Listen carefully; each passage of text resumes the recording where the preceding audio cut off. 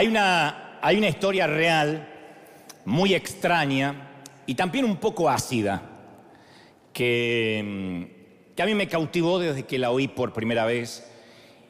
Cuando me la contaron supe que se iba a quedar en mi corazón a través de los años. Y de tanto en tanto me gusta relatarla, es muy corta, pero insisto, muy álgida también. Se trata de que había una vez una pequeña estación salvavidas sobre una costa peligrosa del mar, la costa rocosa de Massachusetts, donde solían ocurrir varios naufragios. A causa de las tormentas del Atlántico, se perdían muchas vidas de muchos botes, de muchos barcos, tanto de pasajeros como barcos pesqueros. Y entonces, ahí, a pocas millas de tierra firme, había muchas víctimas. Y por eso un grupo de voluntarios, de gente común, se dedicó a salvar vidas. Se organizaron para salvar vidas. Construyeron pequeñas cabañitas, muy frágiles, muy sencillas, pero a lo largo de toda la costa, y tenían gente vigilando el mar todo el tiempo.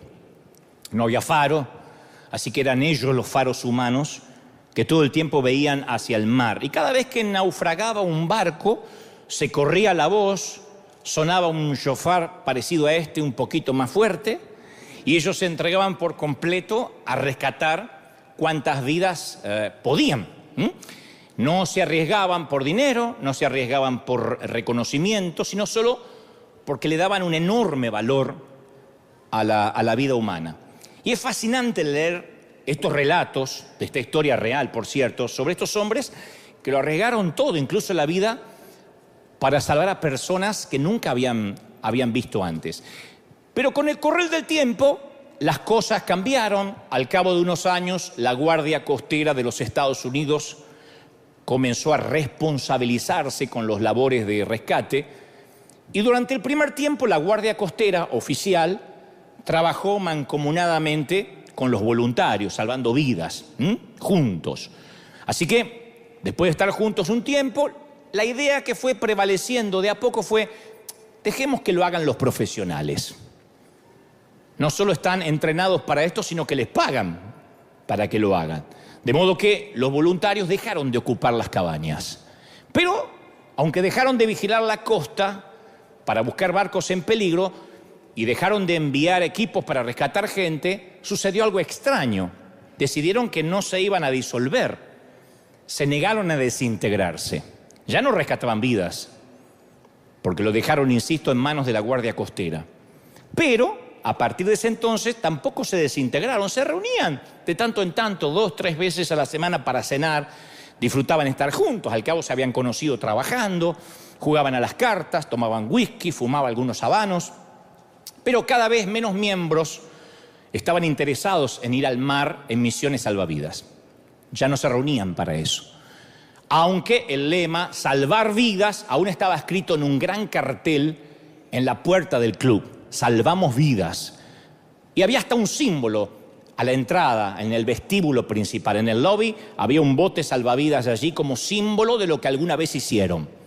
La mayoría de los miembros abandonaron completamente las actividades de salvar vidas porque decían que eran desagradables, resultaban un obstáculo para sus reuniones sociales, y con el tiempo tampoco les agradó que de tanto en tanto la Guardia Costera les trajera algún náufrago, porque decía que les ensuciaban el piso, llegaban envueltos en algas, le embarraban el suelo del club, así que tampoco querían que les trajeran náufragos, pero siguieron llamándose a sí mismo Estación Salvavidas.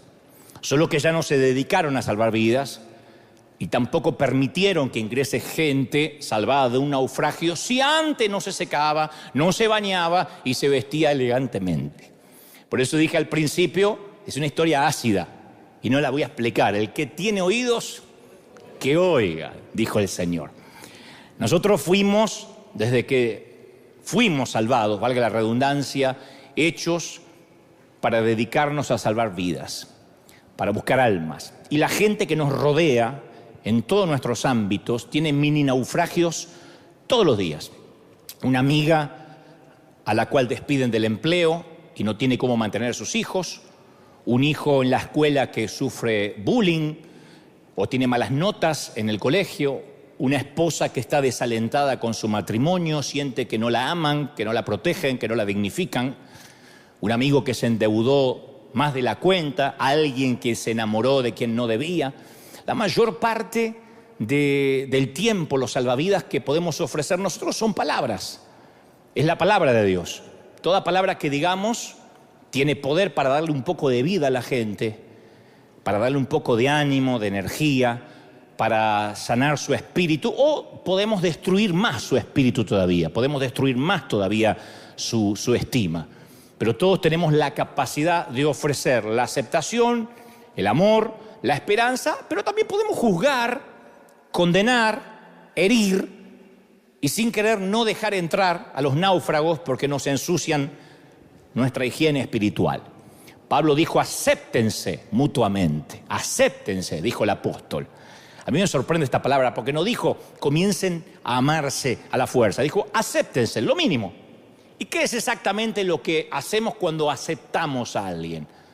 Aceptar a una persona es permanecer con ella, aunque todavía no cambie. Aceptamos los hijos que nos dio el Señor. Algunos aceptan a su cónyuge. Algunos aceptan la suegra que te tocó. Hay que aceptarla, ¿qué vas a hacer? Hubiese buscado una huérfana, tiene madre, acéptala. Ahora, por supuesto, no significa que aprobemos todo lo que haga una persona. Ayer me escribí a alguien y me decía: ¿qué se puede hacer? Mi hija menor, si no me equivoco, creo que me dijo que tenía 15 o 16 años, me acaba de decir que está embarazada. No sé qué hacer, me escribió la mamá. A lo cual respondí: ahora es cuando más necesita un abrazo. Ahora no salgas con que te lo dije, te lo avisé, pero ¿qué hiciste? Porque no va a resolver nada. No le digas que la estás aprobando, pero necesitas respaldarla. Eres su madre. No la apruebas, pero las tienes que respaldar, la tienes que aceptar. No la puedes mandar a la calle con un hijo en el vientre. Entonces, aceptar significa que seguimos queriendo lo mejor para una persona, para su alma, haga lo que haga incondicionalmente, lo aceptamos. Y yo quiero contarte una historia que tiene que ver con esto, con el aceptar, que a mí siempre me dio muchas dudas, me llenó de preguntas, pero tiene que ver a lo mejor con la historia de los que tienen el nombre, que salvan vidas, pero ya no lo hacen. Seguro escuchaste acerca de una mujer que estuvo a punto de perder la vida en un naufragio. En esa misma historia hay un grupo de hombres que deberían estar dedicados a salvar vidas, pero ahora tienen un club social, y que también se olvidaron de aquel que continuamente está buscando los naufragios porque no deja de mirar hacia la costa, porque allí está lo que más atesora y lo que más ama, que son las almas. Aquella noche, dice las Escrituras, la dama estaba en la cama con aquel hombre como había estado tantas veces. Ese hombre no era su esposo, obviamente. Seguramente habían tenido relaciones, habían intimado varias ocasiones, pero esta vez sucedió lo que tanto temía en sus peores pesadillas. De pronto, la Biblia dice, en el mismo acto, y los adultos entendemos a qué se refiere, la puerta se abre de golpe y los descubren. Resulta que había hombres afuera esperando, fisgoneando, vigilando, y ahora habían entrado para llevarse a la mujer. Ella gritó, lloró, pidió clemencia, compasión, se vio desnuda, se sintió avergonzada, quería esconderse, pero no tenía dónde ir. Y te aseguro que ella se hubiese suicidado ahí mismo, pero no se lo permitieron. No le dieron el gusto de poder quitarse la vida. La envolvieron en sábanas y se la llevaron. Ella está pensando en su madre, posiblemente si tiene hijos, en sus hijos. Pero como al paralítico que lo llevó un grupo de hombres a Jesús, a ella una multitud la está llevando también a Jesús. Solo que a ella no la llevan en una camilla como al paralítico, sino que la están llevando envuelta en sábanas, semidesnuda. Y los hombres que la llevaban, a diferencia del paralítico con sus 4 amigos, no eran sus amigos, eran sus enemigos, que la están llevando, y no para que sea sanada, sino para matarla, para lapidarla públicamente. Y Jesús se acercaba a la multitud, siempre para enseñarles, y cuando les estaba enseñando en aquellos días, la forma que un rabí indicaba que comenzaba el mensaje era el momento que les decía, ahora empieza la enseñanza formal. Era el momento que él literalmente se sentaba. Y todo el que quería escuchar se mantenía de pie. Todos podían verlo y él se sentaba. Cuando él se sentaba así en el piso, era que empezaba la enseñanza formal. Por eso él podía estar horas hablando. A mí me encanta la idea. Todo de pie y yo sentadito. Y no sé por qué, pero hoy siento aplicar 4 horas. El Señor me... Aquellos hombres, Jesús está sentado ahí en el suelo porque empieza la enseñanza formal y aquellos hombres estaban dispuestos a humillar a la mujer en público, ¿no? Porque francamente, además de la mujer, es a Jesús que andan buscando. El texto dice que estaban buscando algo en lo cual pudieran acusarlo, a Jesús. Estaban buscando de ponerlo entre la espada y la pared. Así que acusaron a la mujer con la intención de hacerlo quedar mal y reunir evidencias en contra de Jesús. Maestro, dice la palabra que le dijeron. Le dijeron maestro, como si lo estuvieran honrando. Tenemos que aprender que si alguien se acerca a ti con una pregunta trampa y si te quiere dejar en evidencia, siempre se va a hacer el espiritual, siempre. Te va a decir, pastor, con todo respeto. Y seguido te tira la carga de veneno, ¿no? Siempre es con todo respeto. Pero me parece que eso es un show, más que una iglesia. Que Dios lo bendiga. O sea, el veneno va en el medio y después como un sándwich, va pastor y después que Dios le bendiga, ¿no? Te come lo del medio, te mata. Ellos dijeron, maestro, esta mujer ha sido sorprendida en el mismo acto del adulterio, en el mismo acto. Porque la ley hablaba con toda claridad sobre lo que se exigía para que alguien fuera sorprendido en el acto mismo. No podían decir, esta mujer me parece que está en adulterio porque le sorprendimos cuando salía de la habitación o cuando se estaban yendo. Tenía que ser en el mismo acto según la ley mosaica, la ley de Moisés.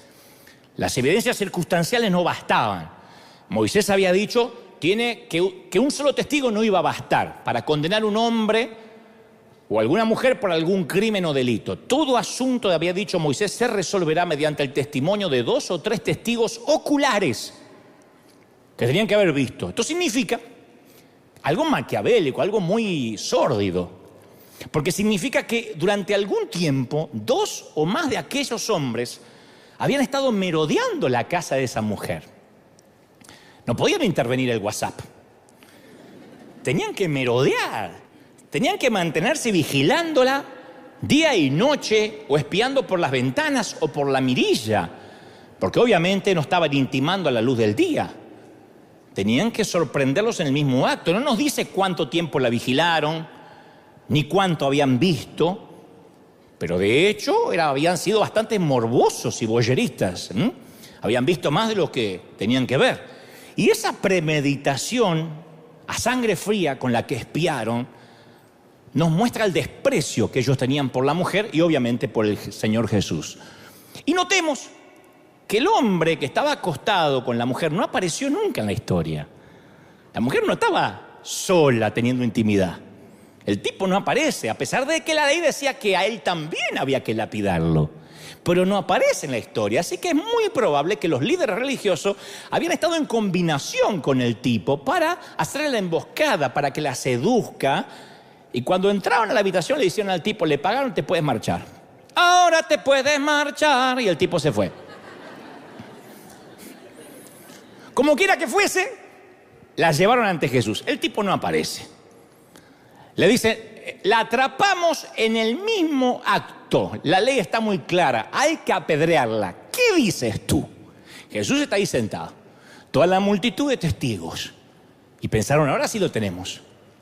Si le tiene misericordia a la mujer, si le tiene misericordia a la dama, lo acusamos de no cumplir la ley de Moisés y ponerse en contra de la ley, por consecuencia no es un rabino.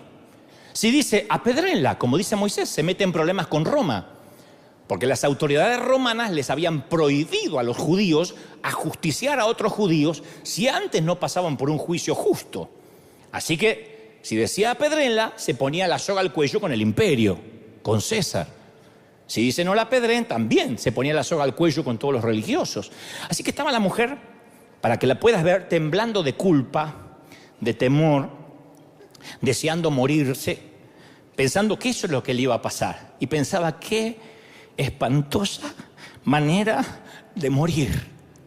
Pero sus acusadores ni siquiera la ven. Ella solo es la carnada, insisto. Ellos van por el pez gordo, van por Jesús. Y todo lo que pueden pensar es, ahora sí lo tenemos. Así que los tipos permanecen ahí de pie, con las manos llenas de piedras, esperando solo que se les dé la orden y la van a ejecutar ahí. Es espantoso ver morir a alguien apedreado, porque empieza a desangrarse, porque las piedras abren tendones, venas, intestinos. Muere en un grito vivo hasta que ya no se mueve más. Y ellos están dispuestos a lapidarla así, a una mujer que no conocen. Pero antes de seguir adelante, antes de que lo juzguemos con demasiada rapidez y decimos, qué animal esta gente, voy a intentar ser un ratito el abogado del diablo.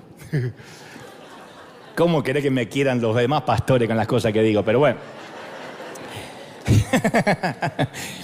Vamos a tratar de entender a la gente, porque siempre nos enfocamos en la mujer, pobrecita, y que capaz que estaba engañando a alguien o estaba en adulterio porque no sentía amor, qué sé yo, o a Jesús. Pero a mí me gustaría que focalicemos las cámaras en la gente. Es gente común, no los religiosos, la gente. Olvídense de los fariseos, pensemos en la gente común, no los doctores de la ley. Todos los que agarraron una piedra, que no habían nunca asesinado a alguien y con todo gusto están dispuestos a asesinar a esta mujer. ¿Por qué estaban listos para apedrearla? Siempre me pregunté eso. Pero para eso yo te quiero preguntar una pregunta que también me hago a mí mismo. ¿Tuviste alguna vez una piedra en la mano? Voy a avanzar y te vas a dar cuenta que hasta es posible que cargues una ahora mismo. Históricamente, los cristianos hemos dividido a los pecados en dos categorías. En realidad no hay escalas de pecado para Dios. Siempre digo que en la misma lista del homicida, Dios colocó al chismoso. Pero sin embargo nosotros lo dividimos en dos categorías subliminales. Los pecados de la carne y los pecados del espíritu. Los vamos dividiendo siempre. Dios no los dividió, el Señor nunca los dividió, nosotros sí. Los de la carne generalmente tienen que ver con apetitos descontrolados, con el placer, ¿no? Lujuria, codicia, gula, borrachera, envidia. Bueno, no sé si la envidia tiene que ver más con el espíritu, pero con la carne se me ocurre pereza. Y los pecados que más nos escandalizan a nosotros son esos. Uy, aquel parece que tuvo sexo con una fulana. Aquel me parece que tiene pinta de gay. Esta tiene que ser lesbiana, por la cara tiene que ser lesbiana. Me miraba raro en el baño. A nosotros esas cosas nos producen escozor. ¿Alguna la miró raro en el baño? Dígame. A Jesús lo que más lo escandalizaba son los pecados del espíritu. Y ahora sí, envidia, orgullo, arrogancia, justicia propia, espíritu crítico. Eso era lo que a Jesús más lo sacaba de quicio. Los pecados, lo que conocemos como pecados del espíritu, o pecados del alma quizá. Lo que sucede es que esos pecados no suelen ser tan coloridos, tan escandalosos como los pecados de la carne.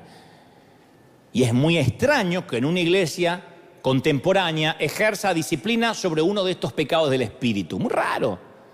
Si alguna vez escuchas que removieron a un pastor de una iglesia o removieron a un líder y te dicen fue por razones morales, es muy difícil de que se trata de orgullo. ¿Por qué cambiaron al pastor? Porque era celoso. ¿Por qué lo cambiaron? ¿Por qué la denominación lo quitó? No, porque vivía hablando mal de otros pastores y eso es pecado. No, cuando dicen razones morales, está hablando de razones morales a las que nosotros decimos son pecados de la carne. Este metió la pata con alguien. Las iglesias contemporáneas no nos solemos escandalizar con la arrogancia, la murmuración, la justicia propia, pero Jesús sí. A Jesús esto, insisto, lo sacaba de eje. El Nuevo Testamento cuenta un asombroso número de relatos en que participa esta tríada de un pecador de la carne, un pecador del espíritu y Jesús. Hay un montón de historias. Tenemos la historia del fariseo y la pecadora que ungió los pies de Jesús. Ahí está el fariseo, la pecadora y Jesús. La de los fariseos y el recaudador de impuestos y Jesús. La del hijo pródigo, su hermano mayor y claro, el papá. Entonces, y por supuesto esta, la de los líderes religiosos y la mujer atrapada en adulterio. En todos los relatos, los culpables de los pecados de la carne sabían que estaban metidos en un lío. Cuando uno comete un pecado de la carne, lo sabe. Puede arrepentirse o no, pero sabe que metió el pecado. No necesita discernimiento para saber que metió la pata. Pero esa gente que cometía pecados de la carne veían a Jesús como alguien al cual podían correr para refugiarse, para arrepentirse. Entonces, en todos los relatos, los culpables del orgullo y la arrogancia no corrían a Jesús porque eran ciegos. Pensaban que era posible amar a Dios y despreciar a la gente. Pensaban que era posible, insisto, amar a Dios y odiar o aborrecer a la gente. En realidad se creían modelos de madurez espiritual. ¿Por qué evitaban los pecados de la carne? Bueno, yo soy fiel, no ando mirando mujeres que no son la mía, pensaban, yo no miro pornografía, así que no tengo esos pecados groseros. Ahora, no tenían ni idea que su pecado anulaba la capacidad para amar, lo cual hace que los pecados del espíritu sean más peligrosos y destructores inclusive que los pecados de la carne. Y los pecados de la carne son malos porque tienen que ver con el placer carnal, el placer de la carne. Pero los peores placeres también son espirituales. El placer de hallar la falta en el otro, el placer de ver inferiores a los demás, el placer de tener poder y maltratar, el placer del odio. Por eso es que el que se cree a lo mejor guardador de una sana doctrina podría estar muchísimo más cerca del infierno que una prostituta. Ahora es cuando nadie dice amén, quedan todos mirando, yo sé. Y yo me pregunto, volviendo a la gente que tiene piedras en la mano, pero ahora me voy a detener un poco en los maestros de la ley. Me pregunto si aquellos maestros de la ley comenzaron cuando jóvenes con una vida de servicio y tenían un corazón amable. Yo creo que toda esa gente se alistó para servir porque amaban a Dios. Yo estoy convencido que comenzaron a servir de jóvenes porque les impulsaba a servir el amor por la gente. Pero como esta estación salvavidas que les conté al principio, algo les empezó a cambiar en el corazón. No sé, tal vez cuando aprendieron mucho las escrituras, ahí se llenaron de orgullo, porque a veces el saber mucho y no aplicarlo nos puede llenar el corazón de pedantería. O quizás todos los esfuerzos por guardar la doctrina les llenaron de desdén hacia los demás. Pensaron que los demás que no guardaban la doctrina eran gente de menor categoría, que a veces lo pensamos, menos santos que ellos. O tal vez tenían dones y todos sus dones los llenaron de intolerancia hacia los más débiles. Yo tengo un don, vos no lo tenés, entonces te desprecio. Todo su poder espiritual lo llenaron de menosprecio hacia los demás. Y a lo mejor se volvieron esclavos de un corazón insensible, apático, como se puede volver un adicto a la cocaína, esclavo, ¿no? Y lo irónico de los pecados del espíritu es que sus portadores no tienen idea que son portadores de ese virus. No tienen idea. Como en teoría guardan la doctrina, como en teoría no cometen pecados de la carne, son pecadores asintomáticos.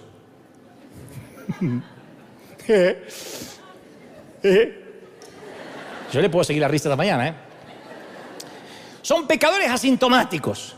Contagian pero no se dan cuenta. No tienen idea que están enfermos. Al menos con los pecados de la carne, la persona sabe que se metió en problemas. Pero con los pecados del espíritu, por ahí ni se entera que está pecando.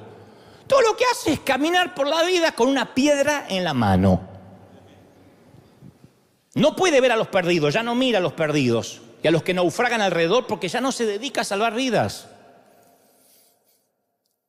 Hace un ratito, antes de salir al aire, al resto del mundo, yo les mostré un video donde les contaba, a raíz de este video, que vamos a tratar de llenar la arena con gente inconversa. Si la gente tiene el corazón incorrecto, dice, no, va a venir toda esa gentuza acá, y entonces esto no era un lugar de santidad. Claro, porque cuando uno se olvida de salvar vidas, uno empieza a preguntar, ¿y esto en qué me edifica? ¿Qué es la manera de disfrazar con espiritualidad? ¿Y yo qué gano con esto? ¿Y yo qué gano con esto? ¿Qué salgo ganando? Pero se disfraza de un lenguaje religioso con una retórica de ¿y esto en qué me edifica? Y a mí me preocupa mucho esta gente que piensa así, que acá no hay porque son todo, gloria a Dios, muy diferente, pero los que están en otro lado. Que cada vez son más los que no pueden ver al inconverso y al que se pierde. Cada vez son más y mutan en nuevas cepas.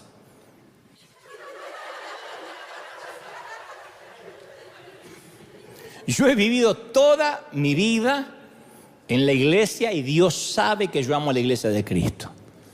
El día que yo, Dios no lo permita, dejara de amar a la iglesia, yo no hablaría nunca más en público. Sin embargo, a veces me pregunto, ¿por qué las iglesias producimos tantos apedreadores? ¿Por qué? Yo pienso que la iglesia de la que formé parte por muchos años, cuando yo era chico y adolescente, había muchas personas apáticas, frías. Yo no me recuerdo haber gente que danzaba, ni reía. Tenían muy poca capacidad para el gozo. Muy poca capacidad. No íbamos a gozar más allá del sol. De este lado del sol estábamos todos amargados. Pero había una cosa que sí disfrutaban, que era juzgar la inmoralidad espiritual de los demás. Eso lo disfrutaban. Los disfrutábamos, porque yo era parte también. Los hijos de alguien hacían algo insensato, recogíamos una piedra. El matrimonio de alguien no funcionaba, recogíamos una piedra. La teníamos ahí por las dudas. El ministro de música escogía la canción equivocada o los músicos tocaban demasiado fuerte, más piedras. Alguien se pasaba de la raya, violaba un código moral o tenía un problema, entonces se corría la voz. Pueblo chico, infierno grande, dicen por ahí. Entonces la gente recogía piedras. Lo cierto es que esperábamos apedrear con ganas, ¿no? Nunca se hace esto abiertamente. Sucede así. En una iglesia se enteran de que un matrimonio anda mal. Matrimonio de la iglesia. Y van camino al divorcio. No es que vienen divorciados. Están en la iglesia, se casaron por iglesia, pero se llevan como perro y gato y se están por divorciar. Y se corre el rumor. Entonces hay otras mujeres que hablan del tema. Ay, ¿te enteraste? Ay, que a mí me duele el corazón. Yo pienso en los chiquitos, yo pienso en los hijos. Mira, pienso en los hijos y me da una cosa. Ay, cómo fueron capaces esos nenes. Pero por dentro está pensando unas palabras que no va a decir nunca. Nunca me gustó ese matrimonio. Yo siempre noté que no eran el uno para el otro. No había como conexión ahí. Seguro que ella era una loca que lo volvía loco al pobre condenado. Otra dice, no, seguro que la engañaba hace rato.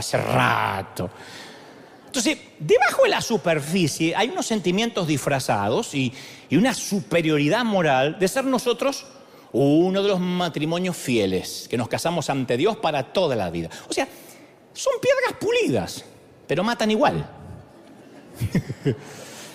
Lastiman igual. Laceran igual. Entonces, ¿por qué será que en los tiempos antiguos mujeres como esta corrían hacia Jesús, mientras que hoy suelen huir de nosotros sus seguidores?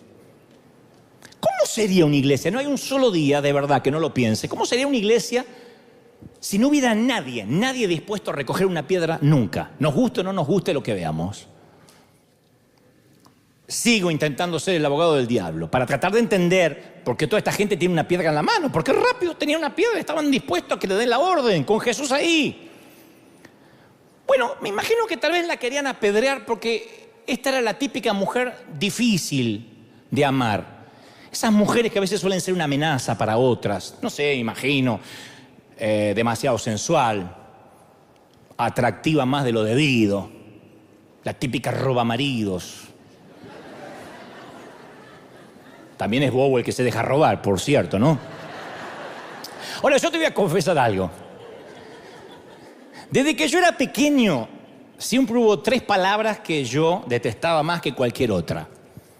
Las cosas que venían con un letrero que decía fácil de armar. No sé si es por mi incapacidad motora. Yo tengo una incapacidad motriz fina muy compleja. Me cuesta mucho destapar algo. Lo que es chiquitito me cuesta, a pesar de que dibujo, pero me cuesta. Pero cuando algo decía fácil para armar, yo podía hasta 3 meses. Los rompecabezas nunca me funcionaron. Un día estaba feliz que completé uno, terminé un rompecabezas dedicándole 3 años haciendo rompecabezas. Y me alegré porque en la caja decía de 3 a 7 años.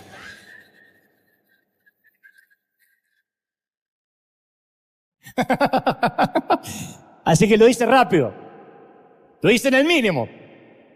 Después me dijeron que no era la cantidad de tiempo, sino la edad. Pero bueno. Pero nunca eran fáciles de armar, nunca. La pestaña A nunca me encajó con la ranura B, nunca. Por eso para mí, dicen que cada uno se imagina el infierno como quiere. Para mí el infierno es como Ikea. No tengo base bíblica para esto, pero es como Ikea. Una vez compramos un juego completo de living, de sala, y cuando fui a retirarlo era una cajita así. Le digo, ¿y el juego es living? Ármelo, me dice. Todavía está la caja tirada ahí, yo no puedo armar eso. Entonces, si yo quisiera trabajar, sería empleado de Ikea. Digo, ¿por qué no hay muebles como los acabo de ver? No, tiene que armarlos. Por eso el infierno es un montón de cosas para armar para mí. Y todas las relaciones con las que estamos y vamos a estar involucrados vienen con estas palabras en el exterior, para armar. A todos nos gustaría que la gente sea fácil, que las relaciones crezcan, florezcan sin atención de nuestra parte. Pero no es así, todas las relaciones son zonas de construcción. No es como los cuentos de Disney que se casan el príncipe con la princesa y a partir de ahí son felices. A partir de ahí tienen que armar la felicidad. Si formas parte de una familia, una amistad, una organización o una iglesia, gestionamos lo que se conoce la economía emocional. Que yo hablé mucho de esto. Las emociones son más contagiosas que la gripe. Hay gente que te contagia la alegría y hay gente que te drena la alegría. Esto es cierto hasta entre las personas y los animales. De allí que muchos eligen los distintos tipos de mascotas, por lo que esas mascotas brindan emocionalmente al ser humano. Hay animales domésticos que brindan más emoción positiva que otros. En eso consiste la diferencia entre los perros y los gatos, que yo te lo conté una vez. Un perro, si pudiera hablar, diría: mi amo me quiere, me alimenta, me da un techo, me cuida. Mi amo tiene que ser un Dios. Y te mueve la cola y te hace fiesta cuando llegas. El gato dice: mi amo me quiere, me alimenta, me da un techo, me cuida. Yo debo ser un Dios. Y en la vida tenemos gente que piensa como el perro y gente que piensa como el gato. Pueden mirar así acostado, ¿eh? Que te tocó.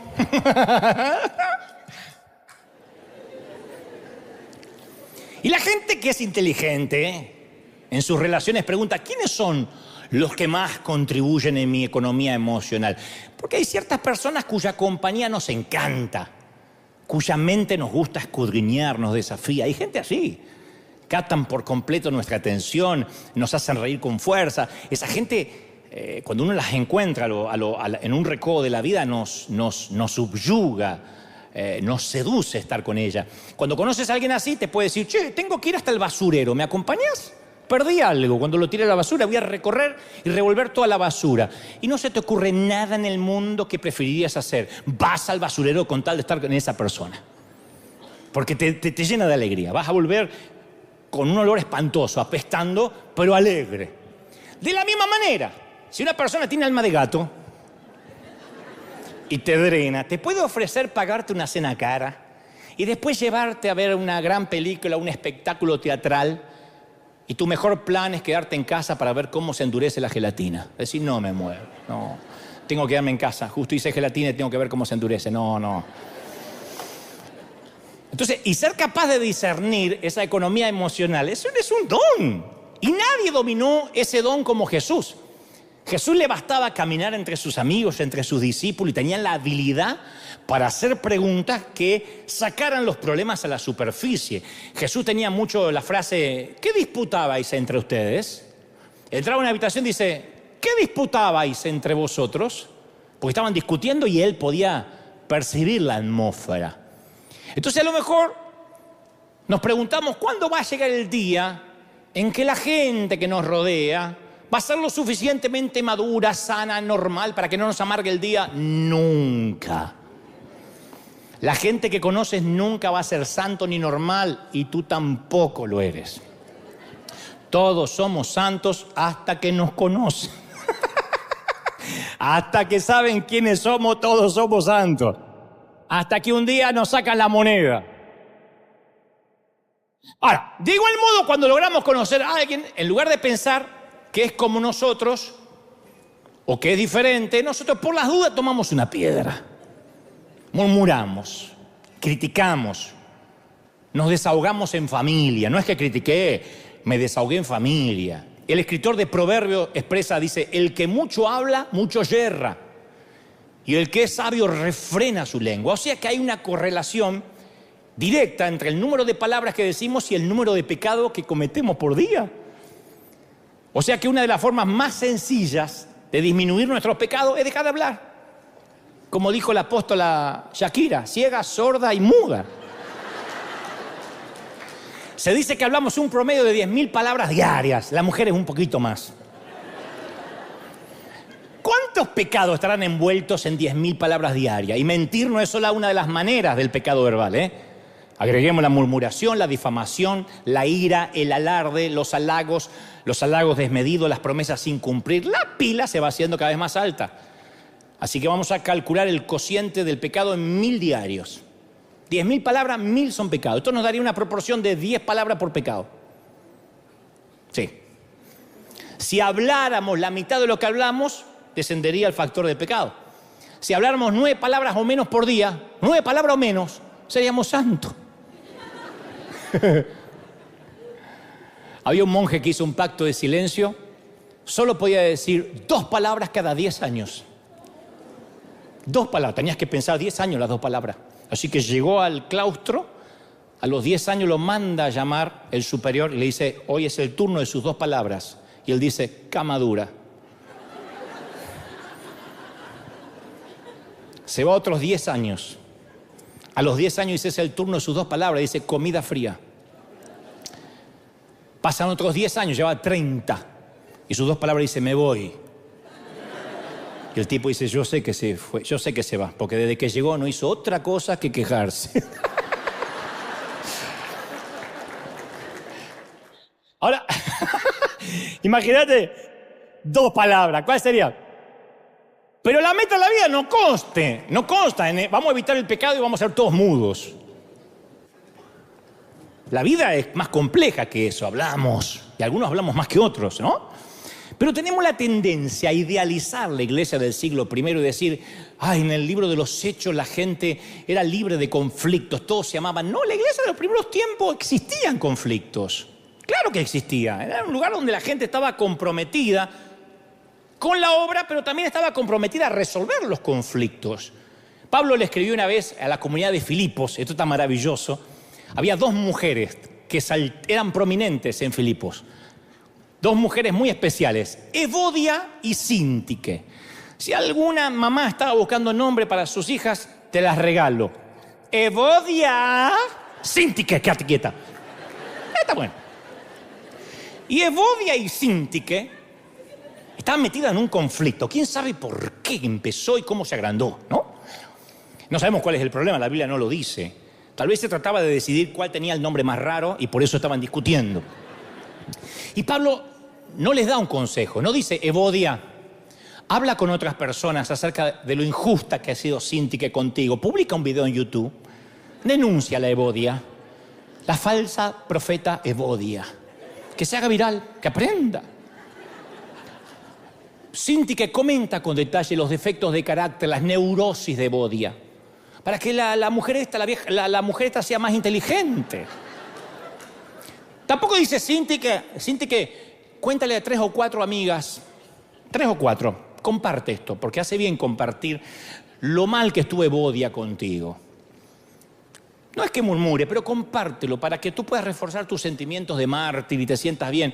No, en lugar de hacer eso, Pablo les dice ardientemente, les ruego que resuelvan este conflicto de manera directa, que sean de un mismo sentir. No le dice que sean iguales, que sientan lo mismo. No le dicen que sean uniformes, que se unan, que lleguen a la unanimidad. Les ruego. Es asombroso que después las elogia a las mujeres. Dicen, ustedes han luchado, Evodia y Síntique, a mi lado, en la obra del Evangelio. Es uno de los mejores elogios que Pablo podía dar, porque Pablo no era de regalar elogios, ¿eh? Y les dice, sus nombres están escritos en el libro de la vida. Evodia y Síntique, cuando lleguen, búsquenlo, ahí están. O sea, le está diciendo que tengan un conflicto con la gente, no las rebaja para mí. La prueba de la espiritualidad no es la ausencia de conflicto. Yo me llevo mal con la gente y por eso no soy espiritual. No, eso no va a desaparecer hasta que muramos. La prueba es la manera en que manejamos los conflictos. La prueba de la espiritualidad es si agarramos piedras o no agarramos piedras. Los conflictos van a estar siempre porque somos gente y la gente somos complejas. Somos un organismo vivo. ¿Cómo no va a haber problema en una iglesia? Lo que es optativo son los resentimientos y el rencor. Eso es optativo, es opcional. Los problemas surgen cuando hablamos con otra persona del conflicto en lugar de ir directamente a la persona involucrada. Así que en lugar de ir a Sintique, Evodia, imagínate que va otra persona. Ay, ¿sabes lo que me hizo la Sinti? La Sinti, esa es chusma, se pisa la lengua. Sinti que se entera. Ay, ¿sabes lo que dijo Evodia de mí? ¿Qué dijo la Evo? ¿Qué dijo? Mira, no digas que yo te lo conté. Muere acá. Que esa es la clásica de las mujeres. Muere acá. Pero las mujeres tienen poder de resurrección. ¿O no? Bueno, no todas. Fueron las primeras en ir a la tumba. Y le dijo el ángel, ¿por qué buscan al que está muerto? Y ellas resucitan todo. Aún lo que prometieron que moría ahí. Y en lugar de haber dos personas tratando de resolver un acuerdo sincero, ahora tenemos dos grupos involucrados. Las que siguen a Evodia y las que siguen a Sintique. Entonces uno de los grandes mitos es, pero yo necesito desahogarme. Eso me ayuda a estar menos enojado. Yo sé que hablar de lo que nos hace sentir mejor. Para eso están los amigos, los pastores, los terapeutas y los chusmas. Pero no se reduce la emoción hablándola, sino que se vuelve a agitar, a revivir. Piensa que cuando uno dice, no sabe lo que me hizo, pero ya me olvidé, fue hace 3 años, yo ya lo perdoné. ¿Y cómo fue? Mira, llego y lo encuentro al desgraciado con esa loca. Vuelve otra vez. La excitación emocional. Y te sientes tan enojado como cuando te enfureció, cuando lo descubriste. Más lo cuentas, más fuerza le das a lo que pasó. Más fuerzas. Esto no significa que nunca hay que hablar de nuestro enojo, pero si vamos a involucrar a una tercera persona, que sea porque nos va a ayudar a reconciliar, no a agrandar el fuego. Hay gente que colabora con el arca y otros que ayudan con el diluvio. Por eso nuestro liderazgo sabe aquí que en la iglesia, en River, las quejas siempre suben, nunca bajan. Acá las quejas no sirven que bajen. Que un líder se queje con un miembro de la iglesia no sirve, no resuelve nada, agranda el chisme. Quien está abajo no va a resolver tus problemas, tienes que hacer que las quejas suban. Como dijo alguna vez el personaje de Tom Hanks en la película Rescatando al Soldado Ryan. El soldado le dice, coronel, usted nunca se cansa de esta misión. Y él dice, señor, esto es una cadena de mando y va hacia arriba, no hacia abajo. Usted, soldado, se queja conmigo y yo me quejo con mi superior y así sucesivamente. Yo no me quejaría a usted ni delante de usted. Tampoco discutiría con usted algo que está por encima de su paga. El colmo de la ironía es que existen muy pocas organizaciones y familias en el mundo donde haya habido más peleas y más divisiones que en la Iglesia de Cristo. Hay más de 30.000 denominaciones y todas son producto de una división, de una hostilidad. El alejamiento de personas que afirmaban seguir a Jesús. Pero vamos a nuestra historia, para no robarle más tiempo. Vamos a nuestra historia. Ahí estaban los apedreadores, la mujer, más o menos ya entendimos por qué tienen piedras en la mano, porque son parecidos a nosotros. La mujer esperando la muerte, sus jueces con piedras en las manos, Jesús ahí. Los apedreadores insisten, ¿qué dices? Entonces Jesús hace algo curioso. Se inclina y comienza a escribir en la arena. Famoso momento donde Jesús escribe en la arena. Es irónico que es la única vez en los evangelios que muestran a Jesús escribiendo. No lo hizo en papel, no lo hizo en papiro, no dejó ningún escrito propio. Si alguna vez escribió, lo hizo donde las palabras se las lleva el viento de manera literal. Escribir en la arena es lo más efímero que existe. Y este acto de ponerse a escribir molesta a los apedreadores, porque le están hablando y el tipo está escribiendo. Es una conducta extraña de Jesús. Los apedreadores pierden la paciencia y le dicen, tú eres el rabí. Lo presionan. Tú eres el rabí, dinos qué hacer. ¿Qué dices? Y Jesús dice, apedréenla. Es lo que dice la ley. Solo que hay una condición, una regla. Que tire la primera piedra el que esté libre de pecado, el que no haya pecado aquí. Y ahí empieza a escribir. ¿Qué estaba escribiendo? Hay una fascinante idea que data del siglo V, que yo adhiero totalmente, me encanta. Que él estaba escribiendo los nombres de los pecados cometidos por los líderes de ese grupo. Empezó a escribir, por ejemplo, alguien aquí, que aún no diré quién es, se quedó mirando por la ventana mientras tenían sexo más tiempo del necesario para reunir evidencias. Y uno por uno empieza a escribir los pecados de todos. Aquí mismo, un guardador, sin nombres todavía, un guardador de la sana doctrina, con piedra en la mano, vive bajando la mirada con cada trasero femenino que pasa. Se los conoce a todos y los podría hasta dibujar.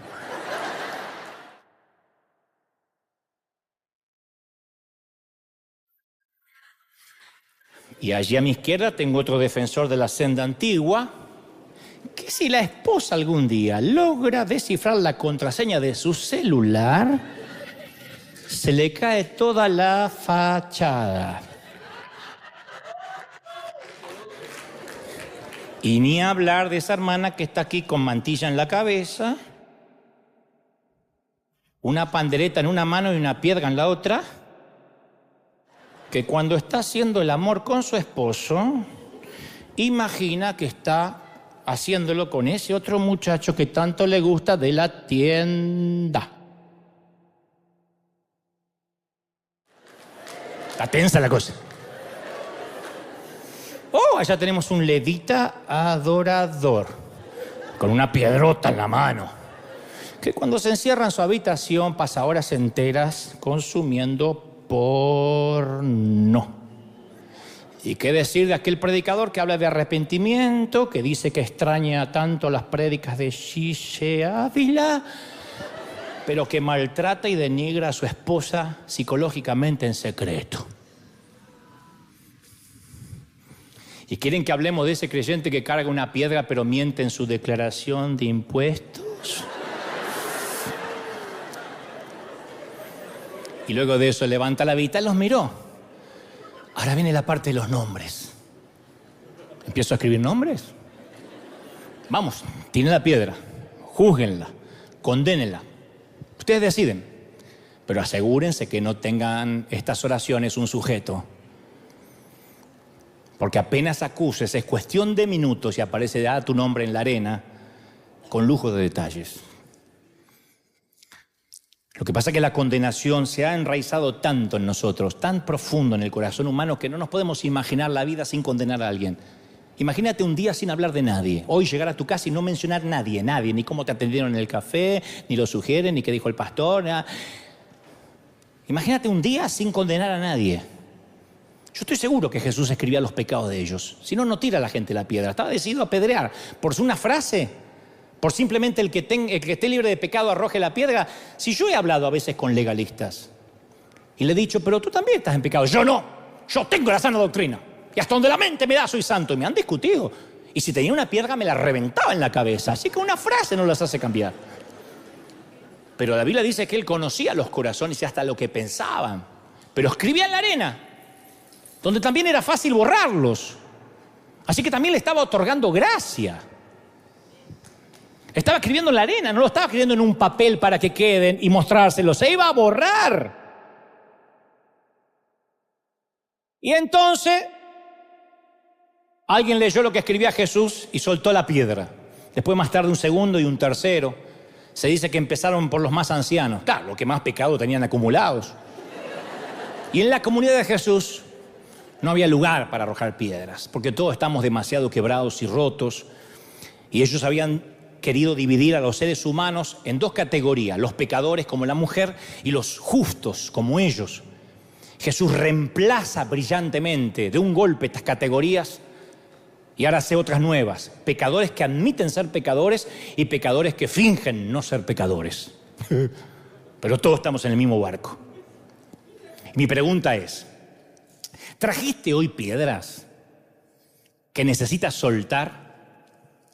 Porque necesitamos darles a conocer a las personas que no tenemos piedras, especialmente aquellas que no nos agradan. El apóstol Pablo se limita a decir, no hay ninguna condenación para los que están unidos en Cristo Jesús. Y después dice, si Dios está de nuestra parte, ¿quién en nuestra contra? Yo no me voy a poner en contra de los que Jesús no condena. Así que yo te voy a preguntar otra vez, ¿trajimos piedras hoy que deberíamos soltar? Tal vez contra nuestros padres, contra un ex, contra un jefe, un compañero de trabajo, contra alguien que nos hirió. Y a veces llevamos tanto tiempo cargando esa piedra que ya no nos hacemos la idea de andar sin ella.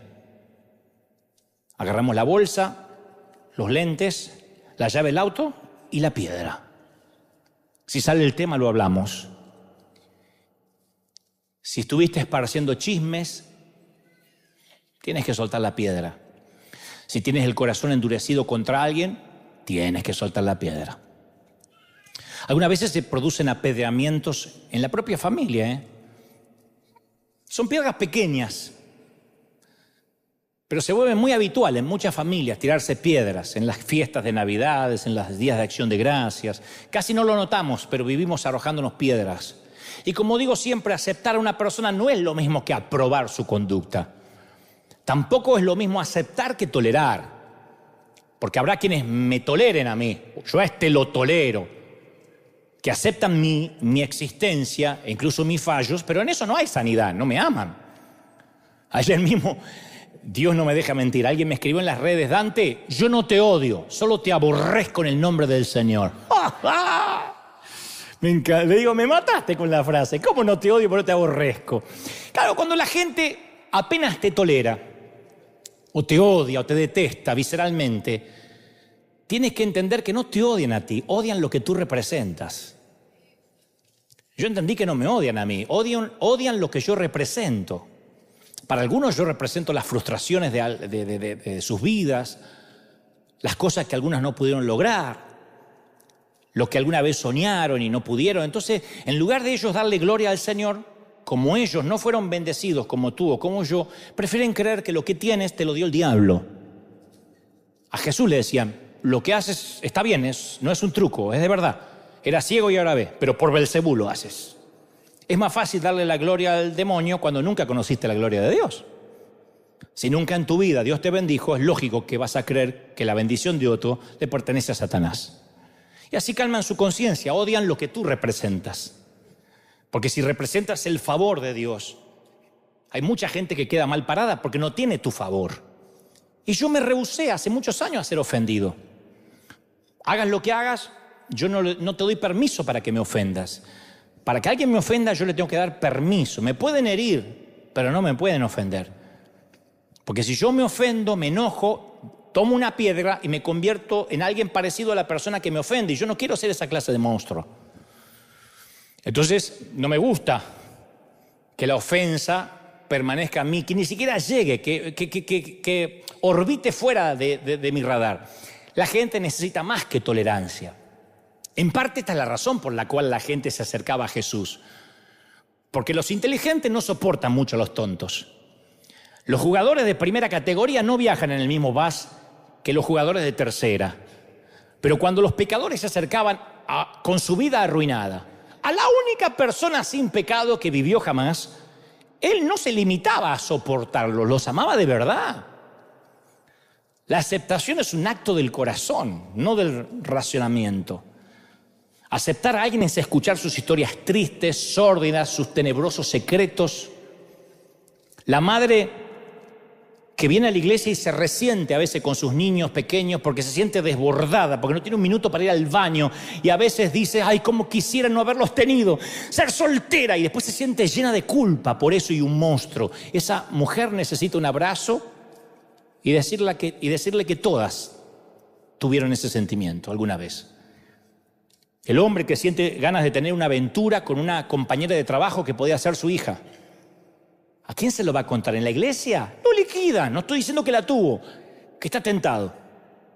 El pastor que está lleno de dudas secretas acerca de lo que él mismo predica. El jovencito de 15 años que está inundado de sentimientos de atracción hacia otros hombres.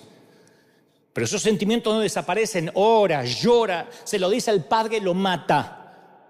A la madre menos, en la iglesia menos. Y lo vive solo, porque ¿quién lo va a aceptar? ¿Quién va a aceptar su lucha? La aceptación es un acto del corazón. Hay un montón de gente que no le cuenta a nadie sus secretos, porque están seguros que apenas lo cuenten, va a comenzar el apedreamiento público. ¿Y sabes por qué lo saben? Porque ellos también tiraron piedras. Porque uno tira piedras también. Si son afortunados, van a encontrar a alguien que los escuche y no les dé vuelta la cara con asco, con repugnancia. Así que esa gente es la gente rota que necesita que los escuchen con algo más de te soporto, hasta que cambies. Y cambia, porque ya son 2 domingos que venís y no cambiaste. No. Esa gente necesita a alguien que vea sus tinieblas, sus historias más tristes, y aún así los siga amando. Acercarse a alguien que no tenga piedras en los bolsillos para arrojarle. Aquella mujer había hallado a un hombre así. Que así que al final de la historia está la mujer, Jesús, y un montón de piedras apiladas sobre la arena. Se fueron todos.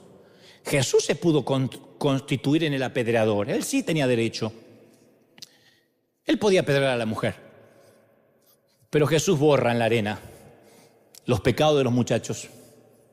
Y le pregunta a la mujer, hey, dime, ¿dónde están tus apedreadores? ¿No te condenó ninguno? Lo que está diciendo es, tú y estos hombres no son tan diferentes. A ti te sorprendieron nada más. Ellos aún lo ocultan. A pesar de toda la superioridad espiritual que muestran, todos están a bordo del mismo barco, todos. Así que dime, pequeña, dime, niña, ¿dónde están los que te condenaban? ¿Te tiraron alguna piedra? Ninguno, Señor. Muy bien. Entonces yo tampoco. Va, se acabó la condenación, ve a vestirte. Entonces le dice las palabras que le llegan al corazón y le devuelven la vida. La llenan también de dolor porque le revelan que él conoce su pasado. También la llenan de esperanza porque le dicen que hay alguien que cree en ella. Le dice, vete y no vuelvas a pecar. Y esas palabras van a quedar en su corazón hasta que sea una ancianita arrugada, canosa, rodeada por un esposo que quizás nunca le va a contar este incidente. Unos hijos y unos nietos que juegan alrededor con un par de perros. Vete y no peques más.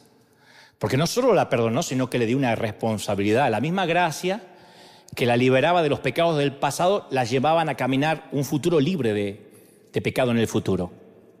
La misma gracia hace lo que la condenación y las piedras no pueden hacer. Transformar una vida. Imagínate lo que sucedería en nuestro pequeño mundo si adoptáramos este estilo de Jesús. Y si River dejáramos de atacar por completo a los que me miran de otras partes del mundo y aceptáramos a la gente, imagínate que nos lleguen a conocer como la iglesia que nunca arroje una piedra. Andá, River. No, que voy a ir así vestido. Andá, que ahí nadie critica. Andá, que ahí todos te aman. No, pero anda. Sería maravilloso. Tenemos que lograrlo. Uy, y voy a terminar con esto. Te voy a confesar algunas cosas que he descubierto en este peregrinar cristiano y que también es parte de un viejo poema, pero se los voy a regalar para finalizar. A lo largo de la vida es muy duro, pero al cabo la verdad es la verdad y nos hará libres.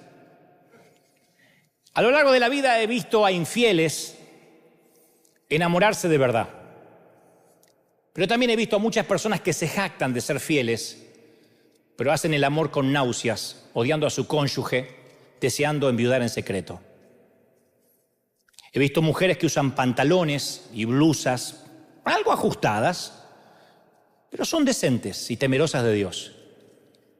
Y también la vida me ha permitido conocer mujeres muy tapadas, recatadas, que se acostarían con cualquiera y murmuran de todo el mundo sin piedad ni temor de Dios. He visto gente del mundo amando a Dios a su manera, y he visto a gente de Dios amando al mundo en secreto. He visto a alguien sin futuro llegar muy lejos de la mano de Dios y he visto a mucha gente con seminarios teológicos no llegar a ninguna parte. He visto al malo levantarse y cambiar de vida Y he visto gente buena que se cansa de ser buena y empieza a hacer daño. He visto a líderes denunciando a otros líderes para tapar la propia lujuria que los consume en secreto, perdiendo el respeto de la congregación que los oye, que piensa, qué triste, mi pastor ya no habla de Jesús, sino que habla de otros pastores.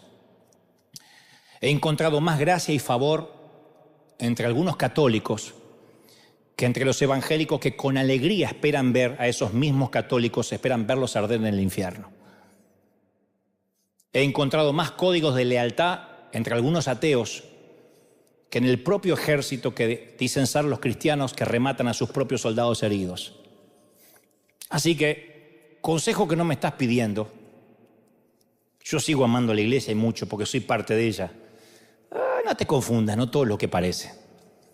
Somos todos santos y nos gusta arrojar piedras hasta que un día llega el Señor y escribe nuestros pecados ocultos y secretos en la playa pública. Y es ahí realmente cuando nos conocen. Y ese es el día en que también nos damos cuenta por qué los náufragos se siguen ahogando, aunque conservemos el cartel en la puerta que diga que somos una estación salvavidas. La gente ya se dio cuenta que hace muchos años que no salvamos vidas. Pero hoy es el día en que podemos cambiar. Hoy es el día que Dios nos ama. Nos habla duro, pero esto es bueno porque ¿cómo te ama el Señor? Si no, no te amaría así. ¿Cómo te ama el Señor? Dale un aplauso al Señor de señores y al Rey de reyes. Vamos, vamos, vamos. Si crees que Dios te habló, dale un aplauso al Señor. Vamos, dale un aplauso al Señor fuerte y dile, Señor, ese es mi Dios. Ese es mi Dios que me ama. Estamos todos en el mismo barco, ¿sí o no?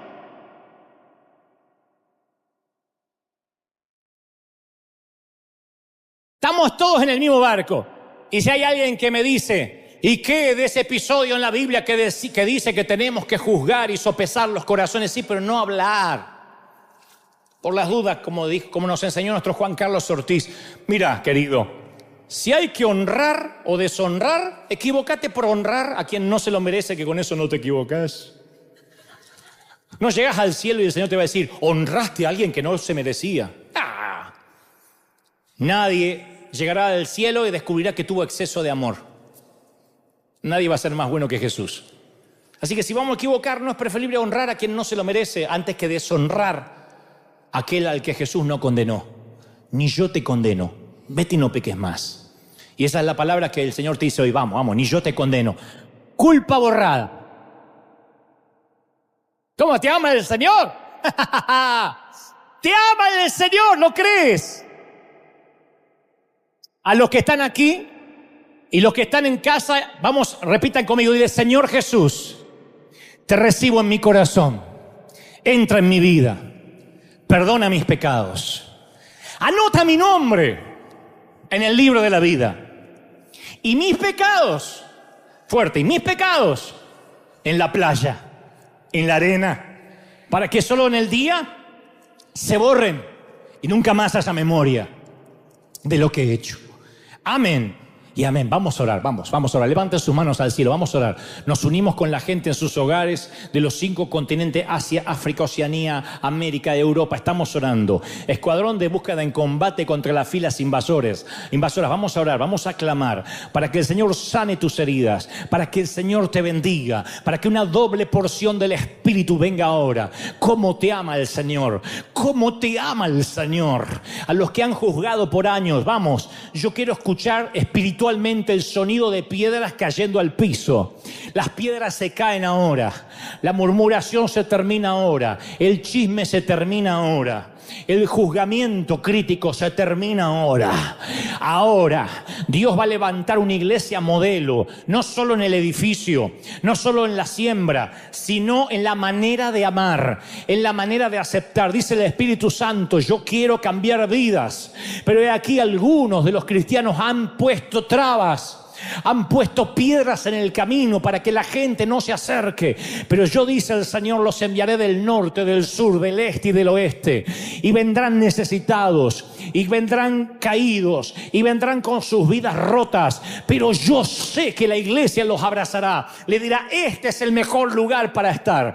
Bienvenidos al hospital del alma. Bienvenidos al cuartel de los refugiados. Te ama el Señor, te bendice. Padre, todos orando, vamos, los últimos minutos. Ya casi nos vamos, pero antes estoy orando para que la gloria, la presencia del Espíritu sople en todas las áreas, en el cuerpo, en la mente. Mirá, hay gente encendida en fuego.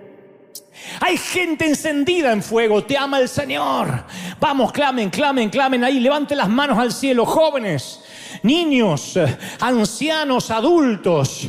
Termina el servicio, pero no termina la gloria. La gloria del Señor lo va a llenar todo, momento a momento, minuto a minuto. Te ama el Señor. Y la presencia crece minuto a minuto, momento a momento, tiempo a tiempo, y crece su gloria. En los hogares, en las casas, recibe una doble porción del Espíritu ahora. Recibe lo que está pasando aquí. Hay un clima, hay una atmósfera de fuego. Porque donde hay perdón, donde hay arrepentimiento y donde la gente deja de arrojar piedras, el Espíritu Santo toma control. Y Él está tomando control de la gente que está hoy aquí. Yo declaro, yo creo, yo proclamo que los mejores días están por venir. Yo suelto tu bendición sobre este tu pueblo, sobre este tu ejército. Bendigo a los que están en sus hogares. Bendigo a los que me miran desde mi Argentina, México, Colombia, Honduras, Dominicana, Perú, Chile. Bendigo a la gente de Europa. Bendigo a la gente que está en sitios alejados. Recibe ahora la misma unción que hay aquí en casa, en todas las áreas. Te bendice el Señor.